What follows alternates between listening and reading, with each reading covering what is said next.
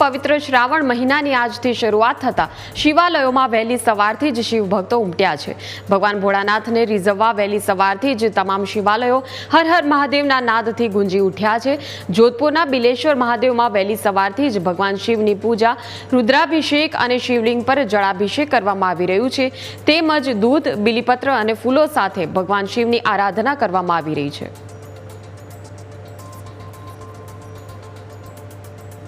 તો શ્રાવણ મહિનાનો પહેલો દિવસ છે। આજે શિવ ભક્તિ કરવાનો વિશેષ અવસર છે, ત્યારે તમામ શિવાલયોમાં વહેલી સવારથી જ શિવ ભક્તો મોટી સંખ્યામાં ઉમટી રહ્યા છે અને પ્રભુના દર્શન માટે કતારોમાં પણ લાગ્યા છે। હર હર મહાદેવના નાદથી તમામ શિવાલય પરિસર ગુંજી ઉઠ્યા છે। સંવાદદાતા આશુતોષ આપણી સાથે લાઈવ જોડાયા છે। આશુતોષ, હાલ આપ કયા વિસ્તારમાં છો શિવાલયમાં? ત્યાં કેવા પ્રકારનો માહોલ જોવા મળી રહ્યો છે? કેમ કે શ્રાવણ મહિનો શરૂ થયો છે એટલે ભક્તિનું ઘોડાપુર ઉમટી રહ્યું હશે તમામ શિવાલયોમાં।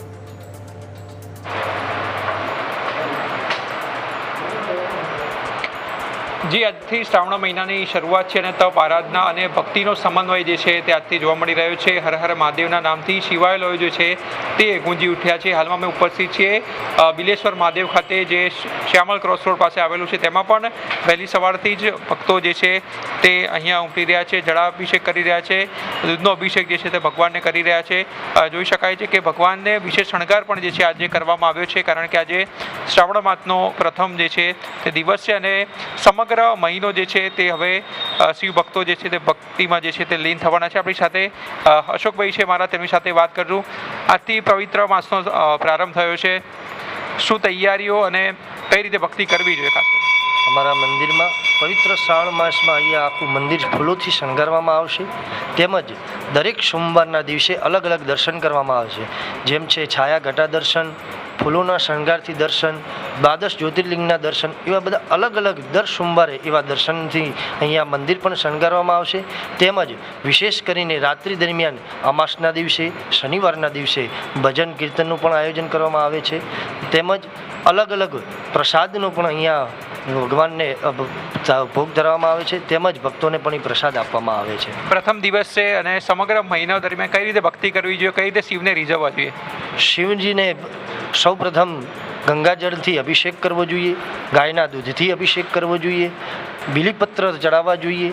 આમાં અલગ અલગ દ્રવ્યોથી ભગવાનને, શિવને રીઝવવા માટે ભક્તો અહીંયા દૂધ અને જળથી અભિષેક કરતા હોય છે।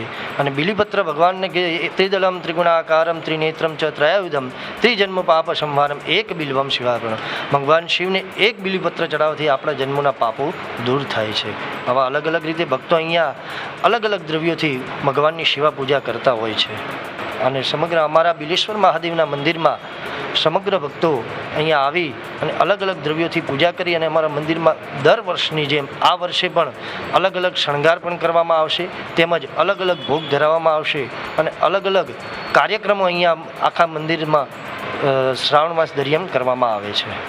શ્રાવણ માસ દરમિયાન વિવિધ કાર્યક્રમ જે છે કરવામાં આવશે। ભક્તો પણ જે છે તે હવે અહીં ભગવાનની ભક્તિ કરવા માટે જે છે તે આવી રહ્યા છે। વિવિધ અભિષેક જે છે કરવામાં આવી રહ્યો છે, ભગવાનને અભિષેક માટે અલગથી પણ જે છે તે શિવલિંગ રાખવામાં આવી છે। દાદા, અતિ પવિત્ર મહિનાનો પ્રારંભ થયો છે, શું કહેશો? કઈ રીતે ભક્તિ કરશો ભગવાન? કઈ રીતે ભક્તિ કરશો? ભક્તિ તો જે આપણા મનમાં હોય, આપના જે વિચારો રજૂ કરીએ, દરેક માટે પ્રાર્થના કરીએ, દરેક આખા વિશ્વ માટે બધાનું કલ્યાણ થાય એના।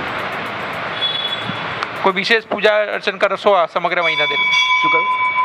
કોઈ વિશેષ પૂજા અર્ચન કરશો આ મહિનામાં?